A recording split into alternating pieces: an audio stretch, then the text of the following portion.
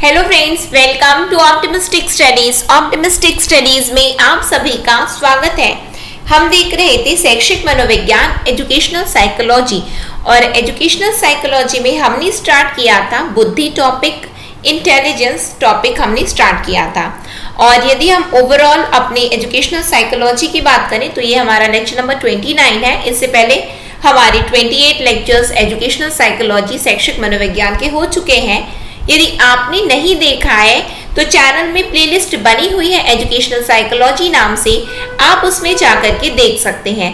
तो चलिए फिर हम अपनी आज की क्लास को स्टार्ट करेंगे, जहां हमने कल स्टार्ट किया था इंटेलिजेंस, और उसी क्रम को आगे बढ़ाते हुए हम आज की क्लास को स्टार्ट करने जा रहे हैं। यदि आप चैनल में पहली बार आए हैं तो चैनल को सब्सक्राइब कर लीजिए, साथ में बेल नोटिफिकेशन को ऑन रखिए, जिससे हम जो भी वीडियो डालें तो आप तक पहुंचती रहे।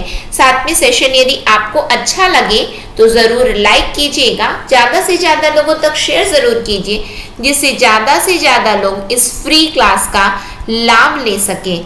ठीक, और कमेंट सेक्शन में कमेंट करके भी बताइएगा कि आपको क्लासेस कैसी लगती हैं। तो चलिए फिर हम सेशन को स्टार्ट करते हैं। हमने कल देखा था, परिभाषाएं देखी थी। उसी परिभाषाओं को यदि हम देखें कि हमने आखिरकार देखा क्या था, और कुछ एक्स्ट्रा भी डेफिनेशंस आज के सेशन में मैं आप लोगों को बता रही हूँ। क्या हमने देखा था, तो यदि हम वुडवर्थ ने बुद्धि को किस रूप में परिभाषित किया है, तो हम वुडवर्थ के बारे में यदि देखें तो वुडवर्थ ने कहा है intelligence is the way of acting. Woodworth ने कहा कि बुद्धि क्या है, तो बुद्धि कार्य करने की एक विधि है। क्या है? एक विधि है। कार्य हम जिस विधि से कर रहे हैं उसी को हम बोल देंगे कि बुद्धि है। ये हमारी बोलते हैं ना कि बुद्धि से काम कर रहे हैं, हम बुद्धि से काम करें मतलब कार्य करने की विधि। किसने कहा? तो विधि, वी से विधि, और यानी कि व से विधि और व से वुडवर्थ, ऐसे करके याद कर लीजिए, याद हो जाएगा। ठीक, टर्मन ने, हमने कल देखा था कि टर्मन ने क्या बताया है, तो टर्मन ने बोला है कि इंटेलिजेंस क्या होता है। Intelligence is nothing but it is an ability to think in terms of abstract ideas. अमूर्त विचारों के बारे में सोचना, अमूर्त विचारों के बारे में सोचने की योग्यता ही क्या कहलाती है? बुद्धि कहलाती है, ऐसा टर्मन ने बताया है। हमने टर्मन का किस तरीके से उन्होंने बुद्धि लब्धि को क्लासिफाई किया है, उसको हमने अपने कल के लेक्चर में देखा है। यदि आपने नहीं देखा है तो वो लेक्चर को जरूर अटेंड कीजिए, क्योंकि एक इम्पॉर्टेंट पॉइंट है वो, जो कि हमारे एग्जाम में पूछा ही जाता है। ठीक है, आगे बढ़ते हैं। तो हमने ये दो डेफिनेशन देख ली, ये दो परिभाषाएं देख ली। विनय का क्या कहना है, तो विनय का कहना है कि बुद्धि 4 शब्दों में निहित है। वो कौन से शब्द हैं? जैसे कि ज्ञान, आविष्कार, निर्देश एवं आलोचना। ये 4 शब्द हैं, और ये 4 शब्दों में ही बुद्धि का अर्थ समाया हुआ है। Intelligence is contained in these 4 words and what are they? Comprehension, invention, direction and criticism. यदि किसी के पास ये है, यानी कि वो ज्ञान है, आविष्कार है, ज्ञान, आविष्कार, निर्देश और आलोचना, ये 4 शब्दों में ही बुद्धि की परिभाषा पूरी समाई है। ऐसा कौन बोल रहा है? तो विनय बोल रहे हैं। ठीक है, समझ में आ गया। बकिंघम का क्या कहना है, तो बकिंघम का कहना है कि जो हम सीखते हैं तो हमारी सीखने की शक्ति ही बुद्धि कहलाती है। Intelligence is the ability to learn. ऐसा कौन बोल रहा है? बकिंघम का कहना है कि जो हम लर्न कर रहे हैं ना, तो वही क्या है? हमारी एबिलिटी। देखो, एबिलिटी यानी कि क्या है? एबिलिटी मतलब कि सीखने की शक्ति। तो कैसे करोगे? बिलिटी, बी से बकिंघम और एल से क्या? लर्न, सीखने की शक्ति क्या कहलाती है? तो बुद्धि कहलाती है, ऐसा बकिंघम का कहना है। मैंने एक छोटी सी ट्रिक बताई है, यदि आप लोगों को सही लगे तो बिल्कुल अपनाइए, सही नहीं लगती है तो आप अपने अनुसार इसको याद कर लीजिए। ठीक है, नेक्स्ट में यदि हम देखें तो यहाँ पे तो हमने देख लिया कि ठीक है परिभाषाएं ये हैं, लेकिन बहुत सारे मनोवैज्ञानिकों की रुचि बढ़ी, किस और रुचि बढ़ी कि आखिरकार बुद्धि की संरचना आखिरकार कैसे होती है। उन्होंने ये सोचा कि बुद्धि की संरचना कैसे होती है, इसमें किन किन कारकों का समावेशन होता है, और इस आधार पर उन्होंने क्या किया है, उन्होंने अलग अलग सिद्धांत दिए। तो हम देखने अब जा रहे हैं बुद्धि के सिद्धांत। क्या देखने जा रहे हैं? थ्योरीज ऑफ इंटेलिजेंस हम देखने जा रहे हैं। तो चलिए फिर हम स्टार्ट करते हैं थ्योरीज ऑफ इंटेलिजेंस। तो यदि हम सिद्धांतों के बारे में यदि बात करें तो सिद्धांतों का वर्गीकरण किस आधार पर इन्होंने ये सिद्धांत दिए या फिर सिद्धांत को प्रतिपादित किया, तो उसके मुख्य कारण है कारक। कारक क्यों कारण है? क्योंकि उन्होंने ये सोचा कि आखिरकार कौन से कारक हैं जिससे बुद्धि का निर्माण होता है, तो कारक के आधार पर उन्होंने सिद्धांत दिए हैं। तो जब कारक के आधार पर दिए हैं तो पहला एक सिद्धांत हमारा निकल करके आता है, एक कारक सिद्धांत। क्या निकल करके आता है हमारा? एक कारक सिद्धांत, जिसे हम यूनिफैक्टर बोलते हैं। क्या बोलते हैं? यूनिफैक्टर थ्योरी के नाम से हम जानते हैं। ये वाली थ्योरी कब आई? तो 1905 में आई। कौन दिया है ये वाली थ्योरी? तो आइए हम बात करते हैं कि किसने दिया है ये थ्योरी।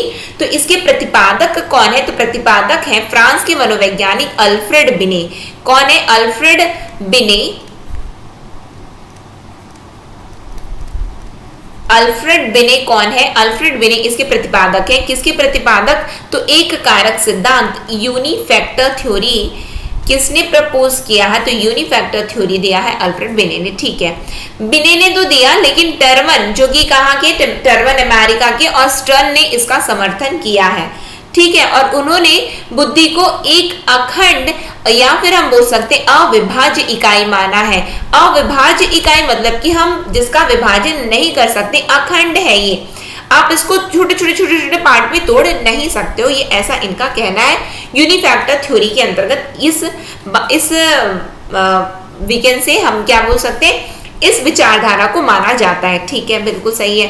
फिर नाम से क्योंकि पता चल रहा है ना, एक है, यानी कि अखंड है, जिसको खंड खंड नहीं किया जा सकता। ठीक, और इस सिद्धांत के अनुसार व्यक्ति की विभिन्न मानसिक योग्यताएं एक इकाई के रूप में कार्य करती। आपके पास में भले विभिन्न मानसिक योग्यताएं हैं, लेकिन ये सभी योग्यताएं केवल और केवल एक यूनिट के जैसे काम कर रही है, एक इकाई की तरह काम करेंगी। और यदि कोई व्यक्ति के एक विशेष क्षेत्र में निपुण है तो वह अन्य क्षेत्रों में भी निपुण रहेगा। ऐसा कौन बोलता है? तो ऐसा एक कारक सिद्धांत के अंतर्गत बोला गया है। ठीक, यदि कोई व्यक्ति एक क्षेत्र में निपुण है तो वो बाकी सभी क्षेत्रों में निपुण होगा। क्यों? क्योंकि यहाँ पे व्यक्ति के पास में विभिन्न मानसिक योग्यताएं हैं, लेकिन उन सभी को हमने एक इकाई में रखा हुआ है। किस में रखा है? हमने एक इकाई में रखा है, एक यूनिट में हमने रख दिया है। ठीक है, और विभिन्न परीक्षा यानी कि परीक्षण किए गए और कहा गया अरे ये तो असत्य है। ऐसा कैसे हो सकता है कि कोई व्यक्ति एक चीज में निपुण है तो बाकी सभी चीज में निपुण है?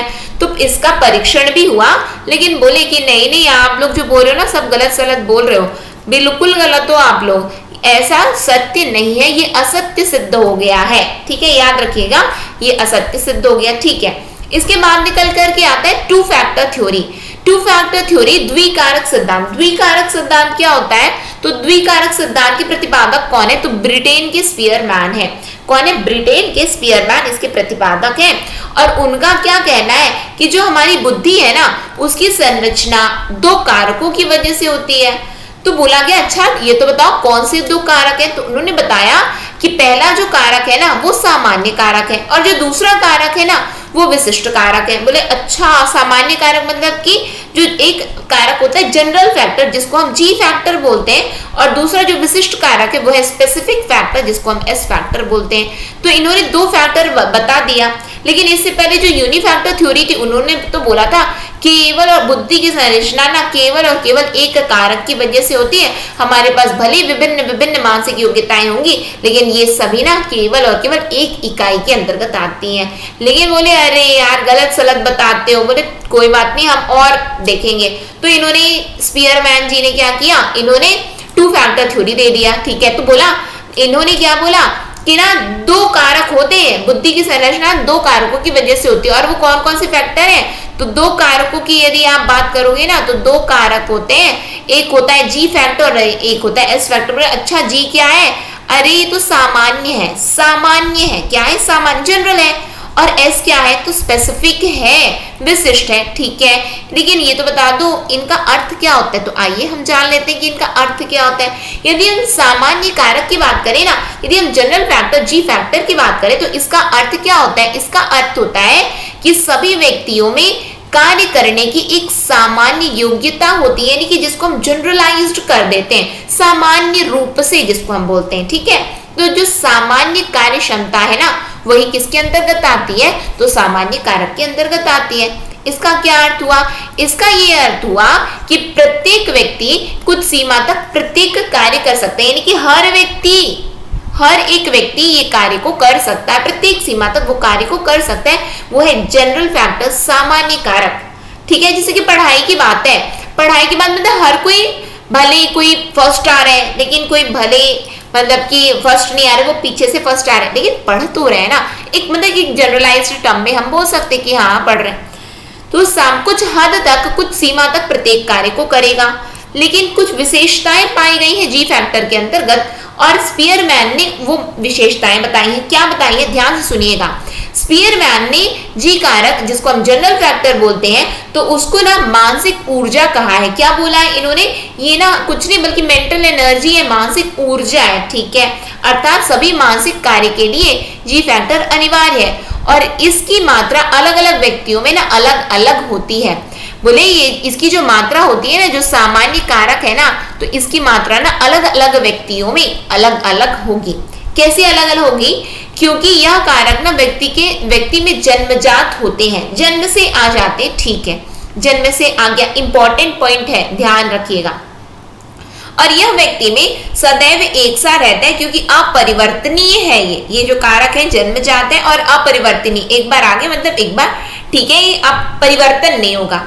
फिर इस कारक का प्रशिक्षण पर, यानी कि जो प्रशिक्षण दिया जाएगा, तो इस कारक में प्रशिक्षण का कोई प्रभाव नहीं पड़ता। आप चाहे कितना भी सिखाओ, चाहे कुछ भी करो, जन्मजात चीजें हम बोलते हैं ना जन्म, ये तो हमारे जन्म से ही हमारे साथ में, तो जन्म से आगे तो प्रशिक्षण और शिक्षण इसमें काम नहीं करता। ठीक है, यह जीन द्वारा माता पिता से मिलता है, जन्मजात है तो किससे मिला होगा? माता पिता से ही हमें मिला है।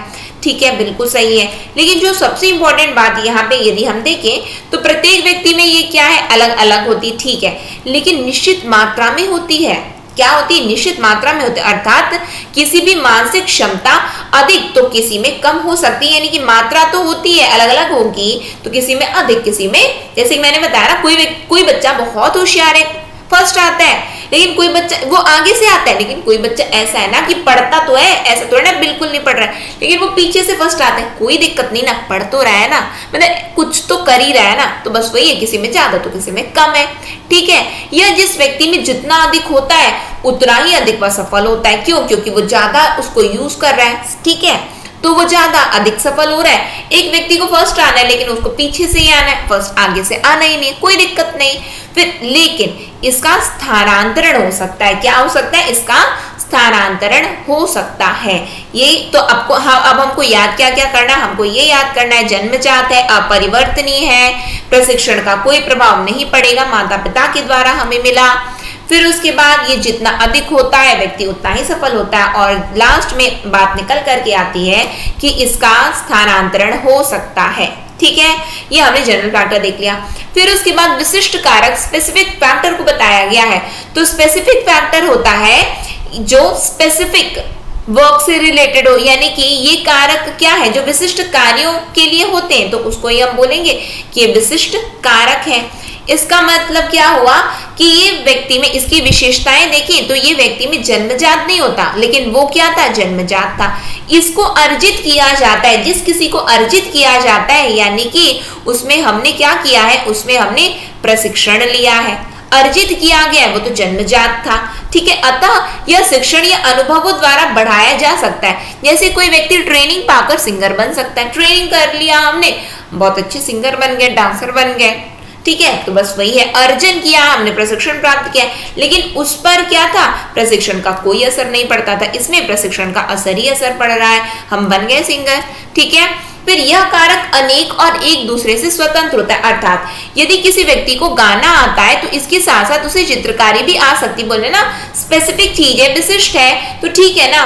किसी को सिंगिंग पसंद है तो वो सिंगर तो है, लेकिन सिंगर के साथ साथ ऐसा जरूरी थोड़ी ना कि वो डांस नहीं कर सकता, बिल्कुल कर सकता है, यानी कि दोनों ही चीजें वो अच्छी तरीके से कर सकता है, बिल्कुल ठीक है। और दोनों एस फैक्टर कम या ज्यादा हो सकता है किसी चीज में, यानी कि सिंगिंग बहुत अच्छी तरीके से कर पा रहे हैं, डांसिंग थोड़ी ढीली डाली लेकिन फिर भी हो रही है, यानी कि वो भी उसकी विशिष्ट कारक के अंतर्गत यानी कि उसके विशिष्ट कार्यों के अंतर्गत ही आता है। अर्थात इसका ये मतलब हुआ कि एस फैक्टर परिवर्तनशील है, लेकिन वो क्या था, अपरिवर्तनीय था, परिवर्तन नहीं होगा, लेकिन ये परिवर्तनीय हुआ। क्यों? क्योंकि प्रशिक्षण के माध्यम से आया ना, हमने तो सीखा ना, तो कुछ कभी बदलेगा, कभी कम तो कभी ज्यादा, ऐसा परिवर्तनशील रहेगा ये। फिर उसके बाद में विभिन्न एस कारकों का संबंध विभिन्न कुशल कार्यों से होता है। कुशल कार्य मतलब कि जो हमारे स्किल्स होते हैं उससे ये रिलेटेड है, क्योंकि स्पेसिफिक फैक्टर है ना, जिसको बोलते हैं स्पेशलाइज्ड है ये, कि पर्टिकुलरली हम इसी चीज में ना, हमको ये चीज बहुत अच्छे से आती है। लेट्स से हम मान करके चलते हैं कि ऐसा जरूरी थोड़ी ना किसी व्यक्ति को मैथ्स आता है तो उसको फिजिक्स नहीं आएगी। क्यों नहीं आ सकती? उसको मैथ्स भी आ रहा है, फिजिक्स भी आ रहा है, कोई दिक्कत है क्या? कोई दिक्कत नहीं है, आ सकता है, ठीक है। तो लेकिन क्या है कि हमने जो चीज सीखा, कहीं पे हमको मैथ्स हमारा बहुत ज्यादा स्ट्रांग है, कहीं पे थोड़ा ढीला डाला फिजिक्स, लेकिन फिर भी हमको आता है, बहुत अच्छे तरीके से आता है, कहीं पे कुछ क्वेश्चन नहीं बन रहे, कोई दिक्कत नहीं है। फिर यह कारक विभिन्न व्यक्ति में विभिन्न और अलग अलग मात्रा में होता है, ठीक है, अलग अलग होगा। व्यक्ति में जिस विषय के लिए एस फैक्टर होता है उससे संबंधित कुशलता में वह विशेष सफलता प्राप्त करता है। जैसे कि हम मान करके चले किसी को मैथ्स बहुत अच्छे से आता है तो हम मैथ्स टीचर बन गए, क्या बन गए? मैथ्स टीचर बन गए। तो बहुत अच्छी बात है ना, कि यदि कि जिसको जो चीज ज्यादा अच्छे से आता है तो वो उसमें वो क्या होता है, वो सफलता प्राप्त कर लेता है। जैसे कि यदि हम बात करें गाने में, किसी के पास में जी फैक्टर के साथ साथ एस फैक्टर हो सकता है गाने में, क्योंकि जन्मजात हमको सिंगिंग तो आती थी लेकिन हमने प्रशिक्षण भी प्राप्त कर लिया, तो आज हम बहुत अच्छे सिंगर हैं, आज हम बहुत अच्छे सिंगर हैं, बस सिंपल एज दैट, ठीक है, समझ में आया। और जो यहाँ पे हम देखें तो यह कारक स्थानांतरण, ये इस कारक का स्थानांतरण एक विषय से दूसरे विषय में नहीं हो सकता। स्थानांतरण, वो स्थानांतरण ही था। और जरूरी नहीं कि जिसे गाना आता है उसे पेंटिंग भी अच्छी, जरूरी है क्या? ये तो जरूरी नहीं है, जरूरी नहीं है, किंतु ये हो सकता है क्या? जी हाँ, हो सकता है कि यदि किसी को सिंगिंग आती है उसको डांसिंग भी आ सकती है। ऐसा ये बात नहीं है कि बिल्कुल हो नहीं सकता है, हो नहीं सकता, ऐसा नहीं है। लेकिन आप अनिवार्यता बोल दोगे कि नहीं जिसको गाना आता है ना उसको पेंटिंग भी आनी चाहिए, नहीं भैया नहीं आती, कोई दिक्कत नहीं। हम विशिष्ट किस में है? तो हम विशिष्ट गाने में है, हम अच्छे सिंगर है, जरूरी नहीं कि हम अच्छे पेंटर भी बन जाएंगे। विशिष्ट कौशल है ना आपका, तो आपने प्रशिक्षण प्राप्त किया और आप वो चीज को बन गए, ठीक है। तो यहाँ पे हमने क्या देखा है? तो यहाँ पे हमने जो है हमने बुद्धि के सिद्धांत को देखा है, इंटेलिजेंस की थ्योरीज को देखा है। अभी ये टॉपिक कंप्लीट नहीं हुआ है, और भी है ये थ्योरीज, और भी है, तो इसको अब हम अपने नेक्स्ट सेशन में आगे कंटिन्यू करेंगे। आज की क्लास को हम यहीं पे एंड करते हैं, लेकिन जितना भी आप लोगों को पढ़ाया जा रहा है इसको जरूर आप पढ़ते चलिए, रिवीजन करते चलिए। और यदि आपको इसकी पीडीएफ प्राप्त करनी है तो इसकी पीडीएफ आप हमारे ऑप्टिमिस्टिक स्टडीज के मोबाइल ऐप से प्राप्त कर सकते हैं।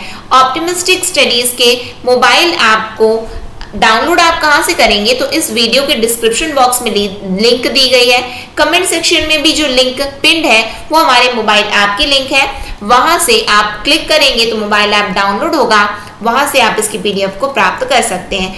किसी भी प्रकार की समस्या परेशानी आने पर आप हमसे इस नंबर पर संपर्क भी कर सकते हैं, जो है 9584532690। इस नंबर पर संपर्क करके किस तरीके से पीडीएफ को प्राप्त करना है, एवं आप यदि किसी भी, चाहे आप व्याख्याता के लिए अपनी तैयारी कर रहे हैं या फिर हम बात करें चाहे लेक्चरर हो गया, शिक्षक, सहायक शिक्षक, या फिर सीजीपीएससी, सीजी व्यापम के अंतर्गत जितने भी एग्जाम आयोजित करवाए जाते हैं, या फिर आप किसी अन्य राज्य की पीएससी की भी तैयारी कर रहे हैं, तो आप बिल्कुल हमारे ऑप्टिमिस्टिक स्टडीज के मोबाइल ऐप में आप कोर्स को परचेज कर सकते हैं। प्राइस एकदम ही ऑप्टिमम रखी गई है, अफोर्डेबल प्राइस है, आप बिल्कुल अफोर्ड कर सकते हैं। एक बार जब आप डाउनलोड करेंगे तो आप खुद पाएंगे, देखेंगे तो आप लोगों, और समय समय पर ऑफर भी हमारे ऑप्टिमिस्टिक स्टडीज के मोबाइल ऐप में उपलब्ध करवाए जाते हैं, तो आप उसका भी लाभ ले सकते हैं। तो इसी के साथ में हम आज की क्लास को एंड करेंगे। अब हम नेक्स्ट सेशन में मिलेंगे। नेक्स्ट सेशन तक के लिए optimistic learning, thank you for the session. जय हिंद, जय भारत।